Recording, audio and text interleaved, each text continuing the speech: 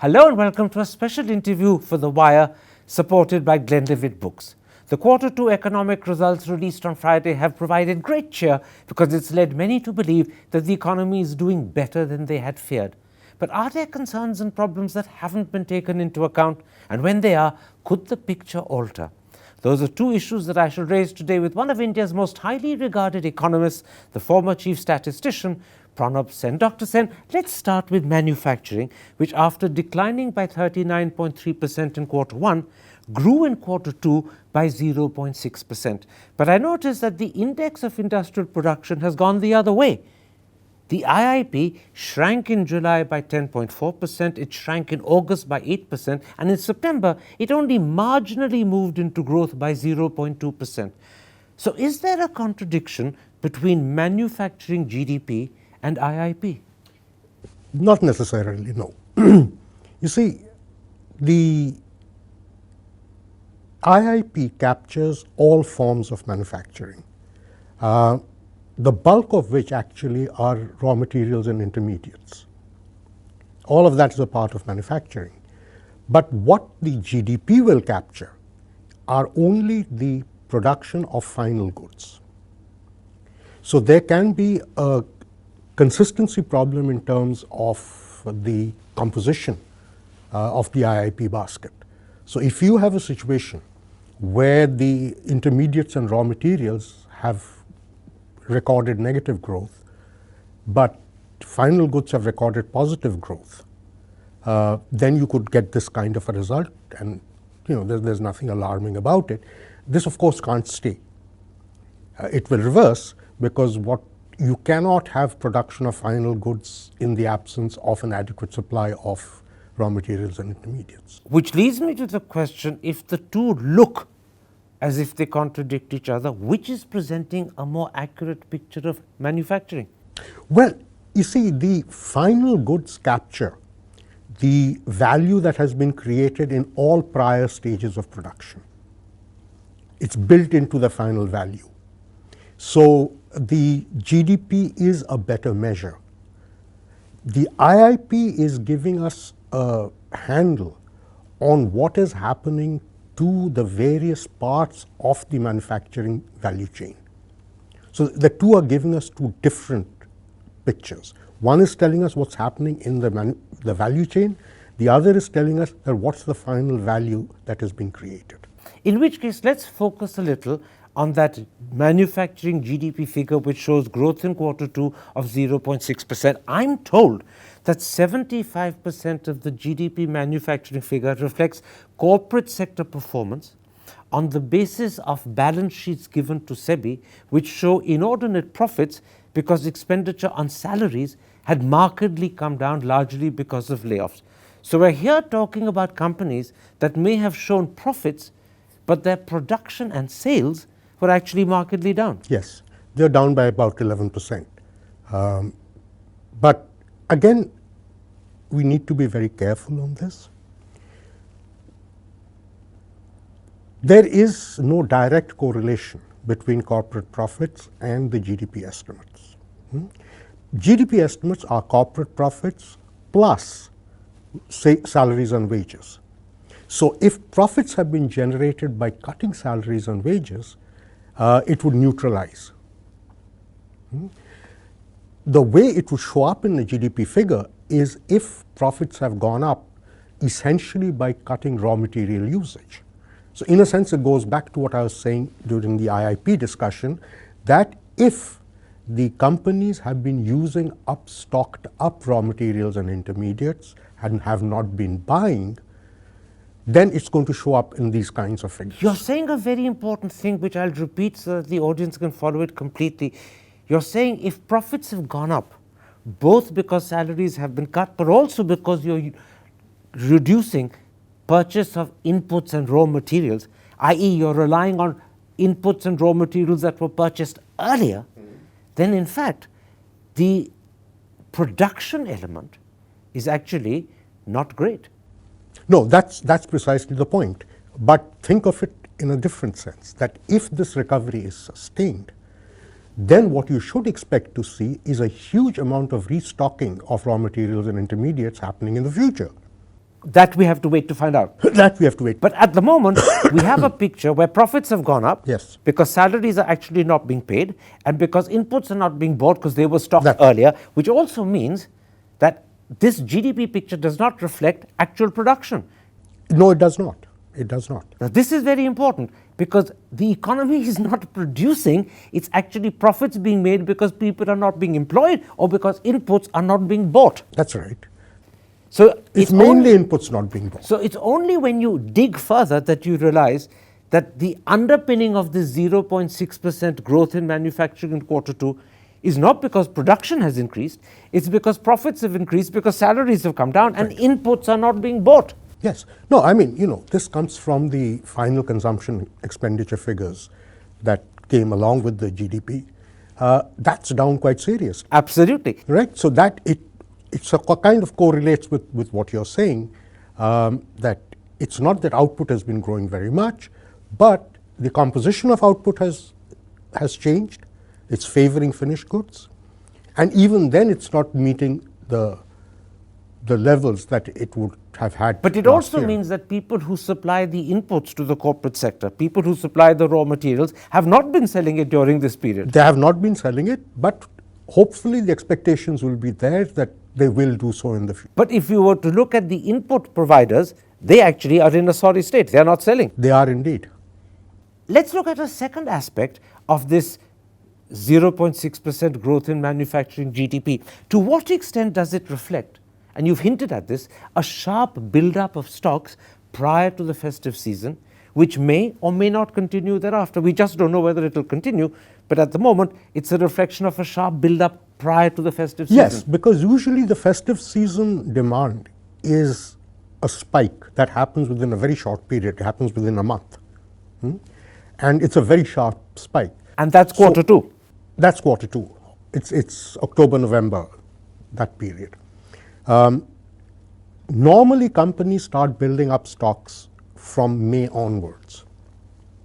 So they have their regular sales going on and they're building up stocks. What happened is that process got aborted and started only at the end of June. So 2 months had gone. And so those 2 months worth of inventory buildup had to be concentrated in the remaining 3-month period. Absolutely. But if this 0.6% manufacturing growth is because of building up of stocks prior to the festive season, then there are big question marks whether it will continue after the festive season. Oh, it won't. It won't. Let's be very clear on this. I mean, historically, post-festive season, our manufacturing output always falls, always. Because people have spent their money. People have spent their money and the manufacturers are going to go back to their normal consumption demand levels. So it always comes down. This time it may come down much sharper than in earlier years. That's right. I'll come to that in a moment's time, but let's for now stick to this manufacturing growth of 0.6%. To what extent is it also a reflection of the fact that in quarter two of last year, manufacturing shrank by 0.6%? Is there a base effect that's helping us a bit? There is a base effect, and this base effect will, by the way, continue to play on for the rest of the year because the numbers, the GDP numbers last year just kept going down, down, down. So the base effect certainly is there, but it isn't a very large element. This is an important point. There is a base effect. It's not a very large base effect, but it will continue for a few more quarters, which means for a few more quarters, For 2 more quarters. for 2 more quarters, we will feel that growth is a little bit more than it actually is because the base effect is boosting it. That's right. Finally, as you know better than me, something like 45% of manufacturing happens in the MSME sector, and it's not easy to judge the performance of that sector. To what extent is that adequately and accurately borne in mind when we calculate this 0.6% growth in manufacturing in quarter two? Well, you see, in MSMEs, you need to break them up into 2 groups, subgroups as it were.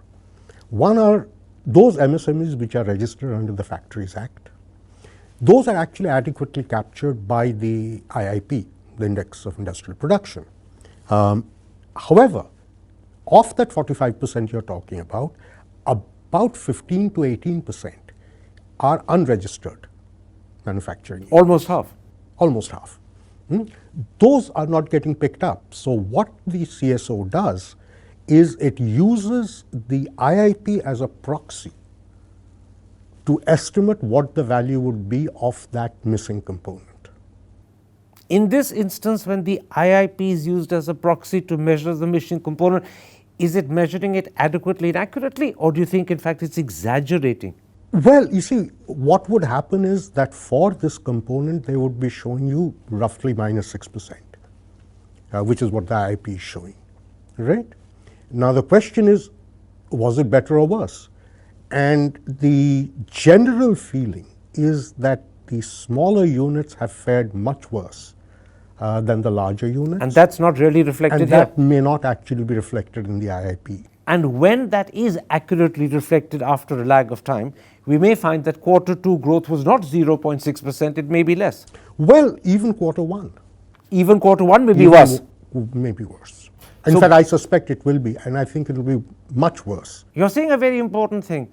When we accurately and adequately reflect what's happening to that 18% of MSMEs that are not covered, we will find that in fact growth in manufacturing in quarter 2 will be less than the 0.6% announced on Friday, and even whatever happened in quarter 1 will be worse than what we thought it was. Both will be worse. In which case, let me ask you this. What do you expect will happen to manufacturing in quarter 3? I notice that on the one hand, the core sector has shrunk in October by 2.5%, considerably more than September. But on the other hand, high frequency indicators like the PMI index have gone up to 58.9, which is allegedly its best in 13 years, and GST collections have crossed 1 lakh crore. So what do you expect will happen to manufacturing GDP in quarter 3? Let's first dispense with the PMI. I mean, a lot is being made of it. The PMI is giving you a month-on-month picture. It's not a year-on-year. So what it means is we've been through the worst crisis, not in 15 years, in our history. So the PMI just doing better in the last 13 years doesn't signify really, because you're coming out of that massive decline. All it shows is that this month was better than last month was better than last month. That's all it's showing. Not this year is better than last year. So let's get that out of the way. Now, as far as the other lead indicators are concerned, I don't think they're painting as rosy a picture as you're saying. So if you look, for instance, the other fairly high frequency data, which is credit is going downhill sequentially, even after the crisis is over, after the lockdown was lifted. Credit continues to slide. So I think there's a little bit of cherry picking in terms of what kind of high frequency data people look at. In which case, let me repeat that question. What do you think will happen to manufacturing GDP in quarter 3? It'll be worse, almost unquestionably. So this 0.6% in quarter 2 is going to get worse in quarter 3. Could we slip into negative territory? Yes, very, very likely. Very likely. Very likely. So whatever optimism we feel as a result of Friday's figures is going to be dashed when we see quarter 3. That's right, because in quarter 3 you're going to have roughly about a month and a half where the festive demand would have gone off, and everything depends on whether or not people switch off their buying, having spent all their money prior to the festivals. And your hunch is that it's going to be very sharp. And in fact, quarter 3 manufacturing will be in negative territory. Most probably.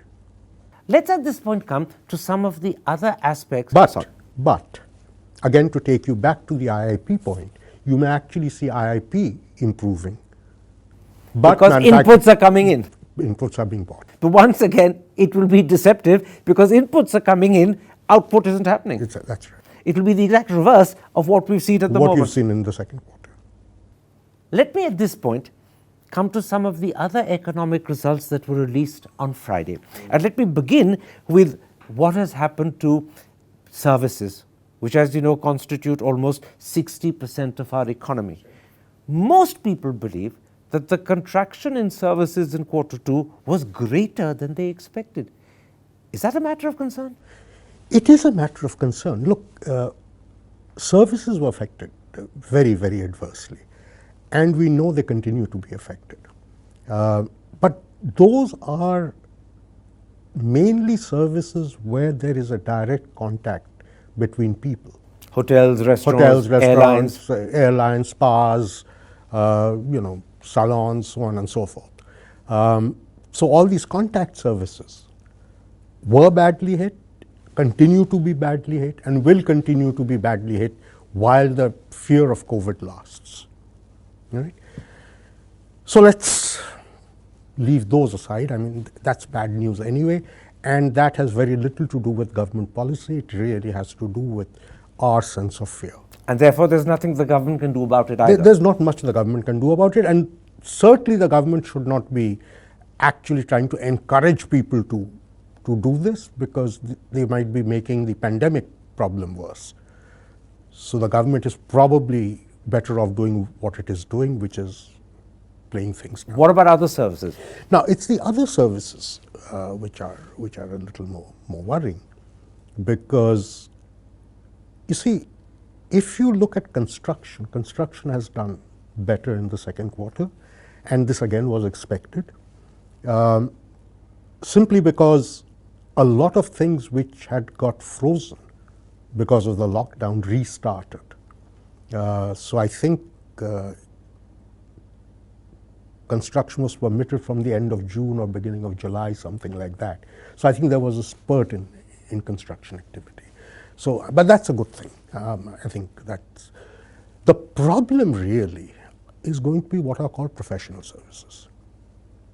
And professional services are services which are essentially delivered to production enterprises, which is mainly manufacturing.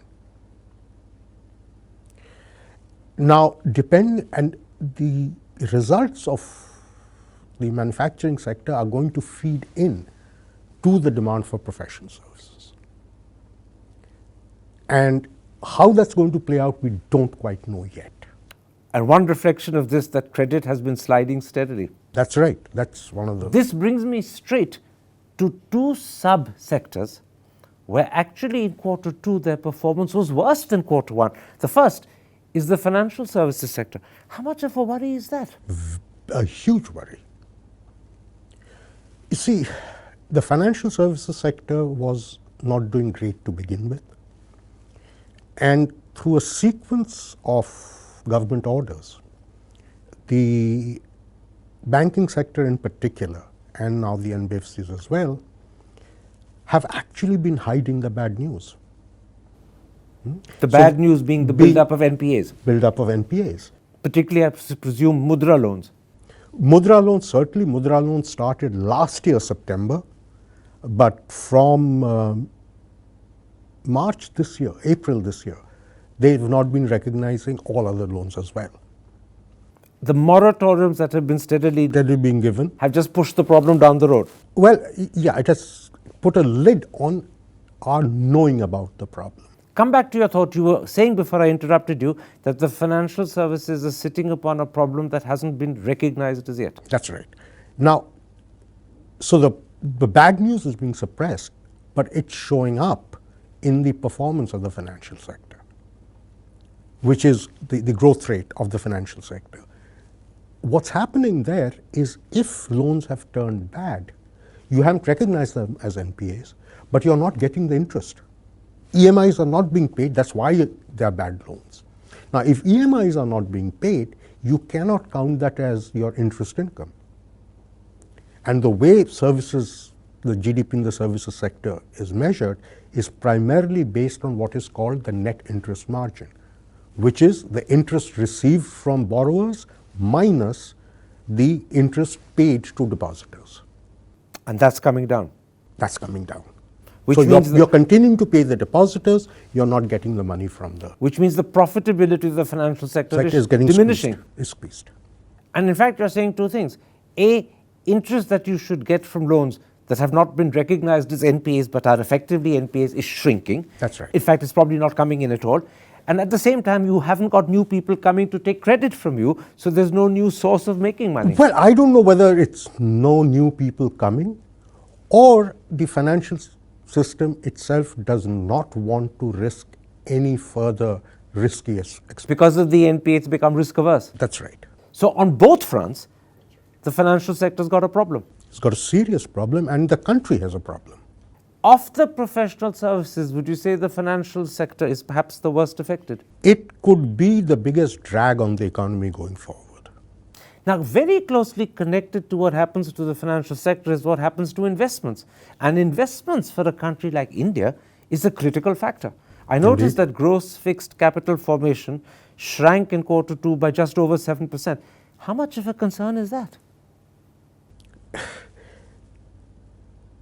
That in itself, Karan, is not a big concern.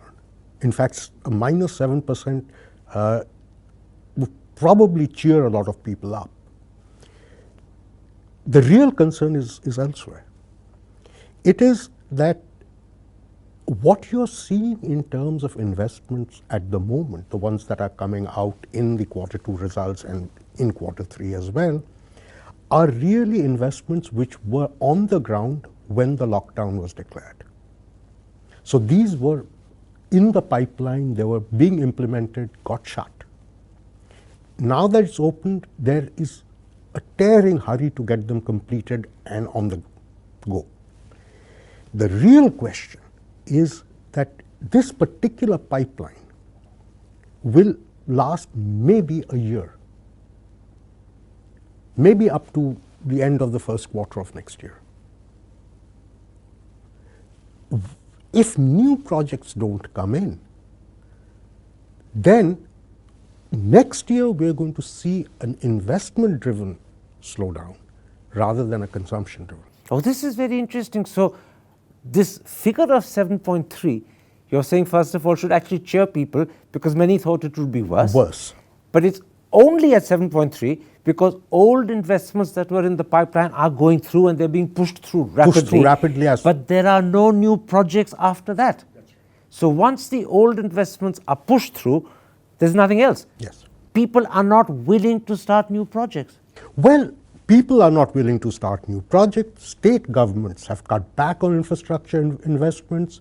So no new projects are, in fact, state governments are cutting back on existing projects, let alone plan new projects. So this is particularly worrying because when there are no new projects, it means animal spirits have disappeared. It means that investors don't have confidence in a future that they want to invest in. They are all, I think investors are by and large in a wait and watch mode, which in their shoes I would certainly do. Things are just too uncertain at the moment to take a call of this kind. They clearly need someone to encourage them, and I'll come to what the government should be doing to encourage them right at the end. But at the moment, I want to signal the government is not doing that. The encouragement needed is not happening. No. As I said, at the moment, on the investment front, the only part of government which is doing anything are the states, and the states are cutting back. Because the states don't have money. The states don't have money, they're having to divert their funds to disease management. So the only thing that they can do is to cut back on. And the central government isn't making it easier for the states to get that extra money that they badly need. That's right. So this wait and watch could continue for the foreseeable future. That's right. That's absolutely correct. So on the investment front, both in terms of what's happening to the financial sector, but also what's happening to investments, it's actually a deeply worrying picture. It is a deeply worrying picture. My personal reading on this is that the rest of this year is going to be essentially driven by the consumption story.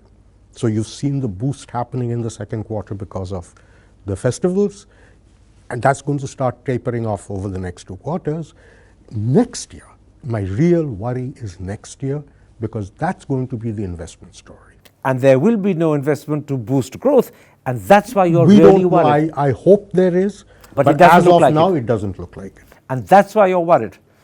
Because that could be an even worse problem for us than the consumption one we're going through at the moment. It's a much worse problem because reviving investment is not quite as simple as putting money into people's pockets. You're really dealing with sentiments, you're dealing with the level of the willingness to take risks. This is the animal spirits that have This is the completely animal disappeared. spirit that Keynes talked about, yes. Let me come to a second subsector where in fact performance in quarter 2 was worse than quarter 1.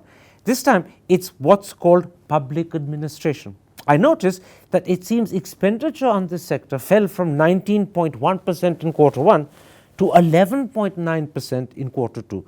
To me, this is almost the opposite of what should be happening when an economy is slowing down. So what's the explanation? This is a good question. Now remember, it's public administration, defense, and social services, personal services actually. I suspect a lot of this is really the personal services part, because that's where the hotels and trade hotels come in another category. This is things like schools, hospitals, salons, all of those kinds of things, which are services that are given to the individual. There, because of COVID and COVID fear, you may have a slowdown happening. But the bad news, I think, is that the government itself is in a shrinking mode. The government itself is? In a shrinking mode. So if you look at the CGA figures that have come out, after a spike in June and July, government expenditures now are lower than what they were in the first half of last year. Isn't this the opposite of what the government should be doing? This is the opposite of what the government has said it is doing.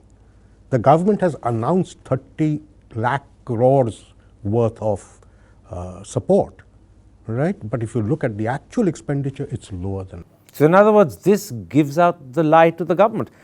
It Well, says in one a thing, sense. it's doing another. That's right. So it's given us the impression that a huge amount of expenditure is taking place. But when the figures come out, it's saying you spent less than last year. And this again, we're not even comparing it to the budget. We're comparing it to last year. The budget was a significant step up over last year. and this again will have a dampening impact on investment, because investors, when they realize that the government says one thing but actually does another, are going to say to themselves, well, that's another good reason for us to keep waiting and watching, because the government isn't increasing demand. Why do we want to start investing? Well, it's worse than that, because a lot of the public investments actually go into creating the conditions for private investment to come in. It's putting together the infrastructure, it's putting together the industrial parks, all sorts of things. And that's not happening. That's not happening. And that's another deterrent to private investment. That's right. It's a block on that. Finally, let's come to private consumption, which essentially represents consumer spending, which is roughly somewhere between 57 and 60% of the economy. That in quarter 2 shrank by 11.3%. Now, admittedly, it's a lot better than the amount by which it shrank in quarter 1. But still, it does represent depressed demand. Karan, the picture is actually a little worse than that.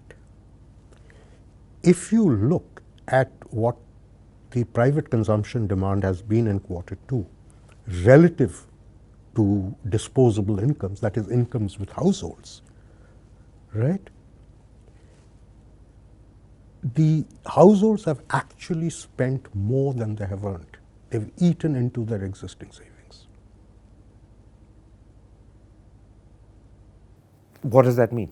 What it means is that even this minus 11% that you're talking about is the result of households having spent not only all the income that they have, But their savings. but a chunk of their savings as well. That means they have less savings to eat into in future. It also That's means right. less savings for industry to use for investment. For investment. This will compound the investment problem we've been talking about. That's right. So this is again very bad news. It is bad news.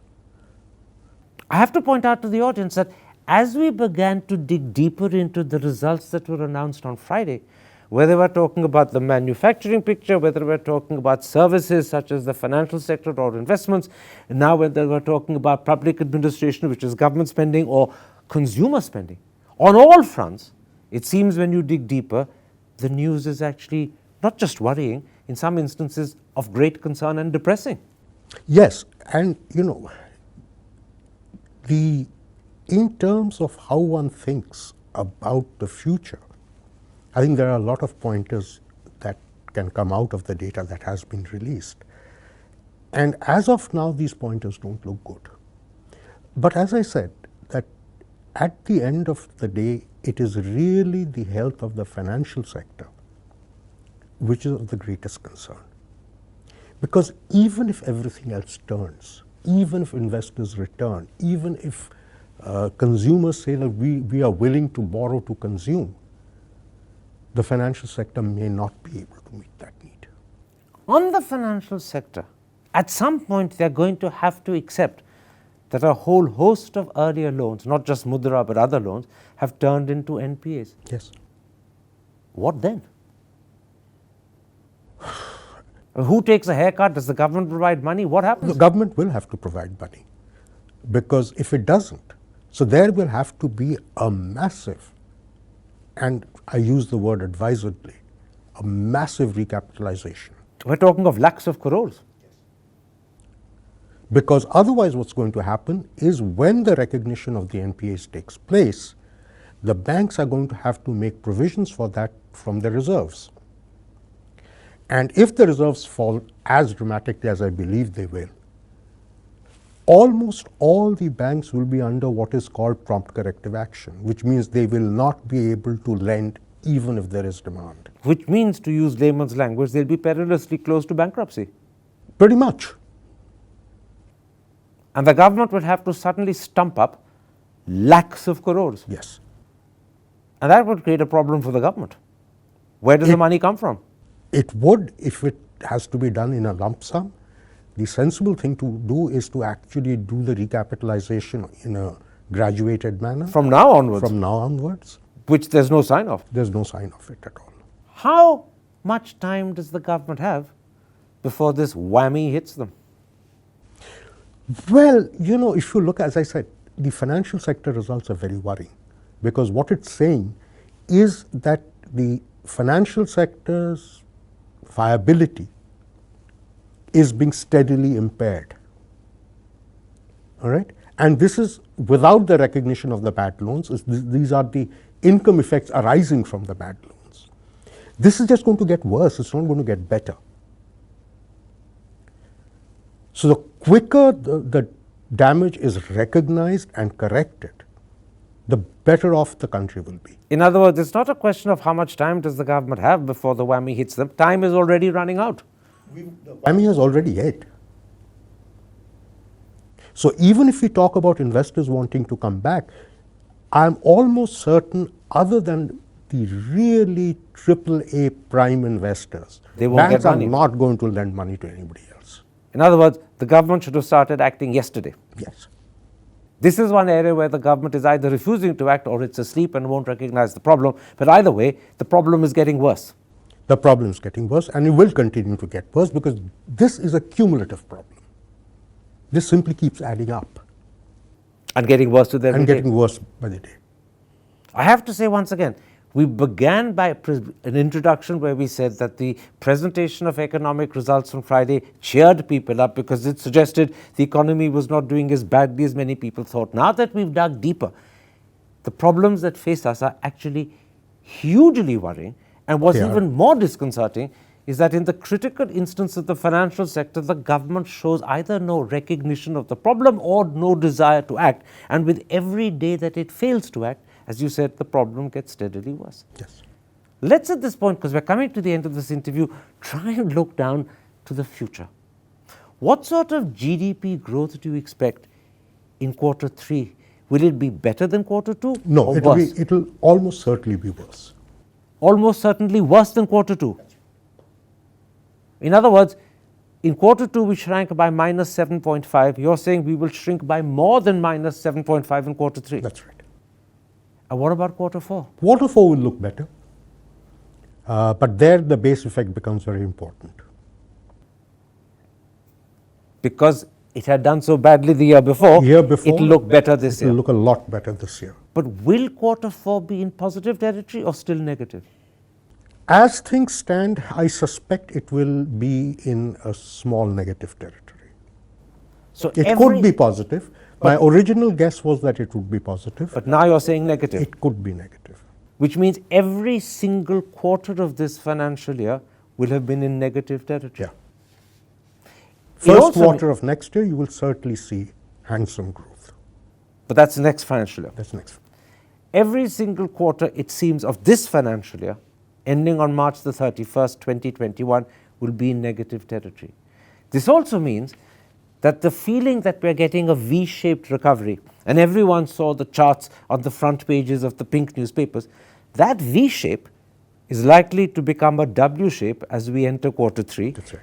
And possibly again in quarter 4. That's right. Come to March the 31st, 2021, when this financial year ends. How much will the economy over the expanse of the whole year have shrunk? It's getting increasingly difficult to say. But I would imagine it would still be in the low double digits. Low double digits? Yeah, 10 to 12%. So you believe that over this whole financial year, the economy will have shrunk by something like 10 or 11%. That's actually a very sizable reduction in the economy for a country like India. Well, these things feed on itself. But Karan, as I keep saying, a 10-11% shrinkage given the pandemic, given the lockdown, is really nothing to be embarrassed about, right? The really big question is, what are our expectations about next year? If you think of the scenario I've been trying to sketch out in front of you, I am more worried about next year than I am of this year. Particularly because you could then have investment-driven problems. That's right. The failure of new projects to come on stream means there's less production, less salary, less demand, and it's a vicious circle. And worse, less capacity for future, which means that your growth trajectory in the future can move up only very, very slowly. This is beginning to sound like one of the forecasts made, I think it was Oxford Analytica, but I may be mistaken in the name, who suggested that for the next 5 years, India's economy would be growing around 4.5 and 5%. This is beginning to feel as if that could have a certain truth to it. No, in any case, I think and this is, I think, pretty much across the board in the economics profession, people like us who work on these sorts of things, that, there was a time when the expected trend growth of the Indian economy was around 7.5%. By last year, I think everybody had reduced it to 6%. And now? Now, everybody's reduced it to 5.5% or less. So for the foreseeable future, and I'm saying the foreseeable future, say 3-4 years. These are 3-4 years ahead. The trend growth will be around 5%. Or less. Gone are the days of 8 and 10% dreams. That's right. Even 7 and 6 is not realizable. That's right. Unless the investment steps up, because you are not creating new capacities. What does this do to the image of India? Up till now, we believed that investment leaving China will come to us. It hasn't come in any great measure. No. We believe that we are a repository for foreigners wanting to tap the huge Indian market. But are they going to be interested in a market that dreamt of growing at 8 and 10%, now can't make 7, can't make 6, is going to have to satisfy itself with 5? Won't it put people off? Well, maybe, maybe not, because it also then represents an opportunity. That this is a country which is capable of growing at 7.5 to 8%. It's not that we are not. But if it represents an opportunity, it also means that for Indians, those foreigners coming will be our saviors. Could well be, yes. In other words, our saviors are not necessarily the action we take to help ourselves, but the way some foreign investors look at us as an opportunity for themselves. Yes. Well, there's nothing wrong with it, because hopefully that will energize the Indian entrepreneur, provided that the Indian financial sector is able to cope with it. And we are back once again to the crisis of the financial sector. And at the moment, the government's failure to respond makes this concern an even bigger concern. Literally, I've come to the end. Let me just put two quick questions to you. One of the clouds on the horizon, mentioned by the chief economic advisor, mentioned even by the RBI governor, is the belief or the fear or the unknown possibility that there could be a second COVID spike. The second spikes or third spikes in America and Europe are clearly worse than the first. Maybe the deaths are not as many, but the number of people falling ill is greater, and American hospitals seem to be clogged up. And certainly historically, the second spike at the time of the Spanish flu 100 years ago was a lot worse than the first. If there is a second spike in India, how much worse will the situation become? Well, a lot of the damage we've been talking about up to now in the current year has not been the result of the disease in and of itself. It's been the result of the policy response, which is the national lockdown and then the sporadic lockdown by the state governments. Most of the damage that we're talking about have emanated from there, except in the contact services. Right? So if COVID spikes, contact services are not coming back. Be clear. Many of those hotels and restaurants may get written off completely. May have to get written off completely. So far as the rest of the economy is concerned, provided more lockdowns are not imposed, we would probably just continue on the kind of path, trajectory that we are on now. So things won't get worse, but they won't get better. We'll just continue with the same problems, the same concerns. That's right. Unless lockdowns become imperative, as has happened in Europe. Lockdowns are there now across the board. If those come back, then you're going to see another set of economic jolts taking place. And in that event, the financial crisis that we already call a crisis will get a lot worse. Get worse.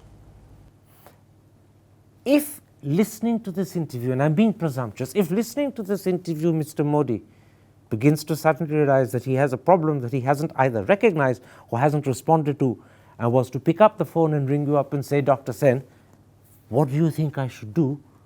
What would your advice be? My advice would be, Mr. Modi, up to now you have been fiscally very, very responsible. This is something which is beyond your control. But never waste a good crisis. Take advantage of this and fix the things that need to be fixed, the financial sector, return of public investment demand, all of that. Do it now, because otherwise next year you're going to have to come up in Parliament and say that we have decided to violate FRBM. Would you be willing to do that? If not, please start now. So you're suggesting that what we need is an immediate and sizable fiscal stimulus. Or planned out at least. But starting now. And fairly huge in its size. That's right. When I interviewed on the 2nd of September, you said that what was needed most of all was a huge fiscal stimulus, and you added that if as a result the fiscal deficits of the states and the centre combined rose to 15%, it didn't matter at this point of time. You stand by that? I stand by that. It will matter in the future. But not because now. Then the government will be seen to be fiscally responsible. At the moment, nobody is going to raise a finger. But at the moment, the government doesn't seem to be listening to that advice. It's doing very little. Yes, I suspect it will end up doing the opposite. That they will do a fiscal stimulus and they'll do it when it looks irresponsible rather than now when it would be accepted. That's right. So really, we have a government who's not only failing to recognize problems and respond to them, and we've discussed all of that, but we also have a government whose judgment over this critical question of do we need a fiscal stimulus, and if we do, when, is highly questionable. Because it could end up doing it at the wrong time when it will be discredited rather than credited That's for right. it. For doing the right thing. Now you do it, I think you'd get credit for doing the right thing. Then? Do it 2 years later, I think you're going to be held irresponsible. So we could end up with the worst of all worlds. Sadly. Dr. Sen, for this eye-opening, though I have to add, depressing interview, I'm deeply grateful. You're Take most care. welcome. Stay safe.